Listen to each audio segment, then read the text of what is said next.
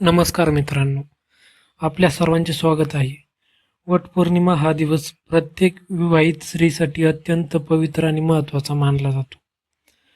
या दिवशी माता सावित्रीने आपल्या दृढ निश्चयाने आणि पतिव्रतेच्या सामर्थ्याने यमराजांकडून आपल्या पती सत्यवानाचे प्राण परत मिळवले होते. असं मानले जाते की या दिवशी श्रद्धेने पूजा, व्रत आणि काही विशेष गोष्टी केल्यास अखंड सौभाग्य, पतीचे उत्तम आरोग्य, वैवाहिक सुख आणि घरातील समृद्धी प्राप्त होते.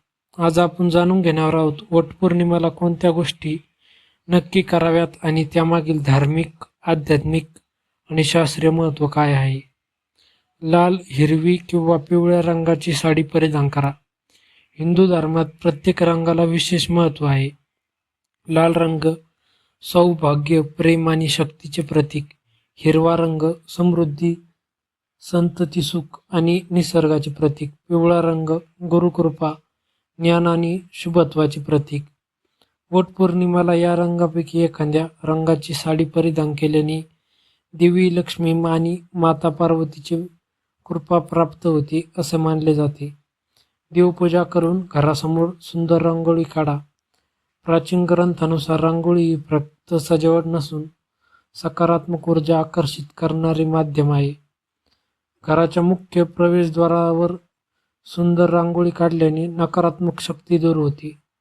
रांगोळीतील कमळ, स्वास्तिक किंवा अष्टदल चिन्ह विशेष शुभ मानले जातात. हातावर मेहंदी नक्की काढावी. मेहंदीला सौभाग्याचे प्रतीक मानले जाते. पुराणांमध्ये उल्लेख आहे की मेहंदीचा गडद रंग पती पत्नीतील प्रेमाचे प्रतीक मानला जातो. तसेच मेहंदी शरीरातील उष्णता कमी करते आणि मानसिक शांतता देते. म्हणून वटपौर्णिमेला मेहंदी लावणे शुभ मानले जाते. वडाच्या झाडाची पूजा करून सावित्रीची ओटी भरा. वडाचे झाड त्रिदेवांचे स्वरूप मानले जाते. मुळांमध्ये ब्रह्मदेव, खोडात भगवान विष्णू तर फांद्यांमध्ये भगवान शंकर यांचा वास असल्याचे मानले जाते. वडाच्या झाडाला 7 किंवा 108 प्रदक्षिणा घालताना सावित्री मातेचे स्मरण केल्यास अखंड सौभाग्य प्राप्त होते अशी श्रद्धा आहे. सुवासिनींनी गहू आणि आंबा देऊन ओटी भरा. गहू म्हणजे अन्नसंपत्ती प्रतीक. आंबा हा शुभत्व आणि मंगल कार्याचे प्रतीक आहे. वटपौर्णिमेला एखाद्या सुवासिनीला गहू, आंबा, हळद, कुंकू देऊन ओटी भरल्यास घरात लक्ष्मीचा वास वाढतो असे मानले जाते.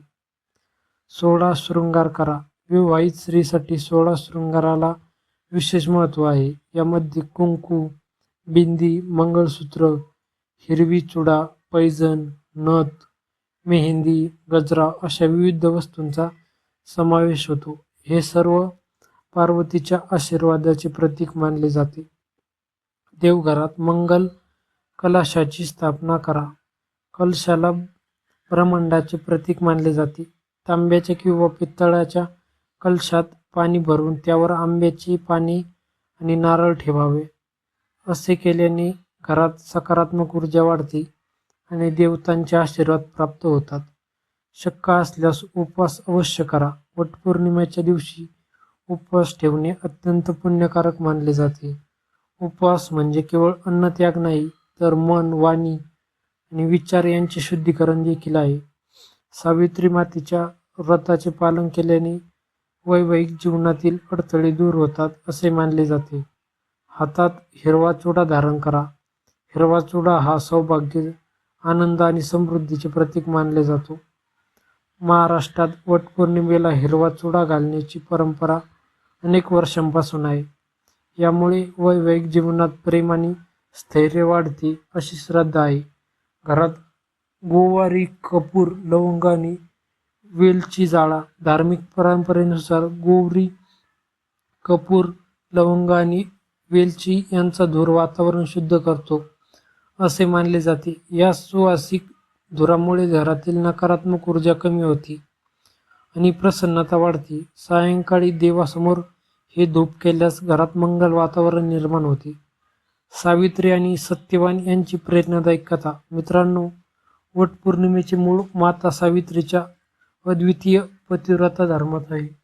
जेव्हा सत्यवानाचा मृत्यू निश्चित होता तेव्हा सावित्रीने कठोर व्रत, तपश्चर्या आणि बुद्धिमत्तेच्या जोरावर यमराजांना प्रसन्न केले.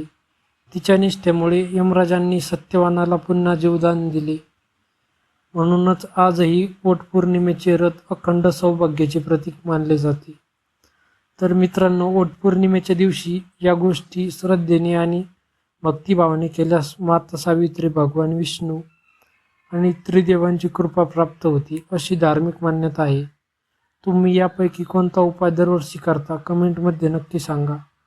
व्हिडिओ आवडला असेल तर लाईक करा, शेअर करा आणि स्वामी भक्त सागर या चॅनलला सबस्क्राईब करा. धन्यवाद. जय सावित्री माता.